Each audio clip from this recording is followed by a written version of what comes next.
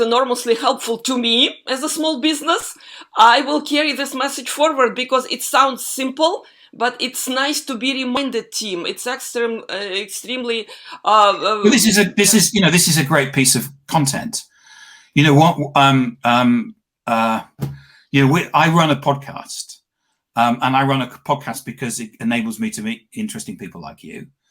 But it also means that I can go to CEOs in organizations and say, would you like to come on my podcast?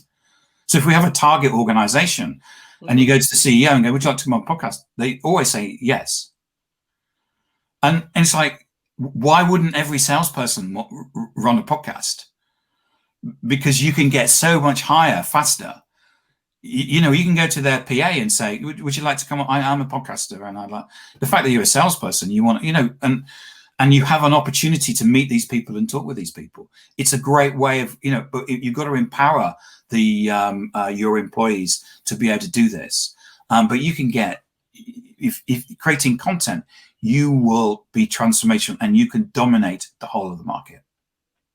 Amazing. Sorry, simply amazing, team. Again, it reminded me why I started doing what I'm doing. Yes. But yeah, I'm the good use case because frankly, that was my digital transformation, learning all the new technology, yes. Understanding what I need to do, right? Speaking to people and enjoying the process.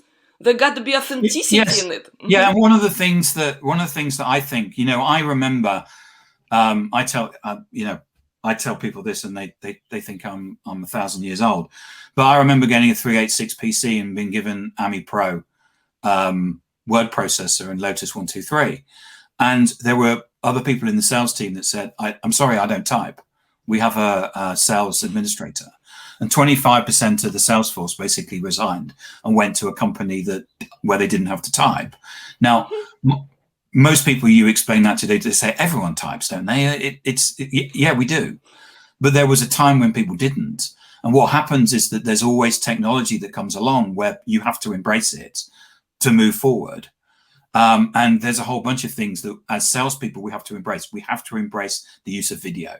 We have to embrace the use of live streaming like this.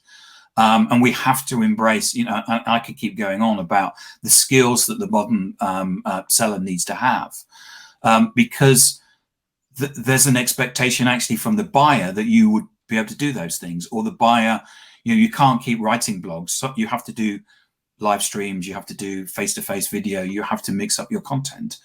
But you have to have those skills as a modern seller and a modern marketer. Absolutely. Let's talk about B2B, because these are two different worlds, right? When targeting consumers versus targeting large organizations and many decision makers in those organizations. So where do you think the salespeople, marketing people should start in a way that which platforms you think are most effective?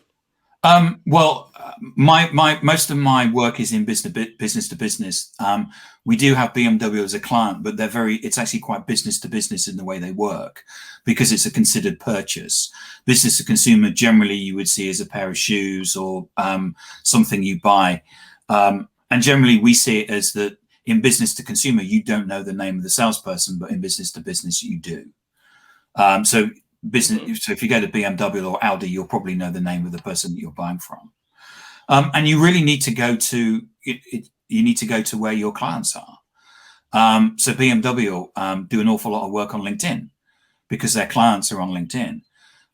We were tagged in the post actually last week from the managing director of BMW Park Lane, because he had a great example of social selling. And in fact, I've advised people like who pre-COVID, when you could go on holiday and you could go skiing or something, people like ski chalets. I said, your clients are on LinkedIn. They were going, well, what don't we need to do TikTok videos? I said, unlikely, but your clients are on LinkedIn, so go to LinkedIn. So you need to go to where your clients are, and if you think they're using TikTok or Clubhouse, then you need to be on there, and you need to build the skills and understand how to use them.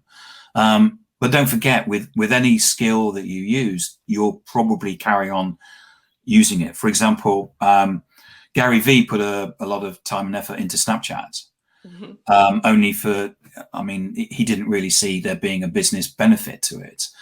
But he said that the skills that he learnt on Snapchat, which are about creating video, he's then carried on and used in things like Instagram and TikTok. So whenever you're investing in the skill set for yourself. For example, I mean, I've done a lot of Clubhouse, but I've now pulled off it. But I learned an awful lot in terms of what audio-based social networks, in terms of Clubhouse and Twitter Spaces, and what that can give, and I can then give people advice on it. But really, our client base is on LinkedIn, and we've actually moved, and we're now doing a live stream on Fridays. We're using Restream rather than StreamYard, but we actually see this as better for our clients than actually Clubhouse, which is interesting, but an awful lot of effort for the return that you get.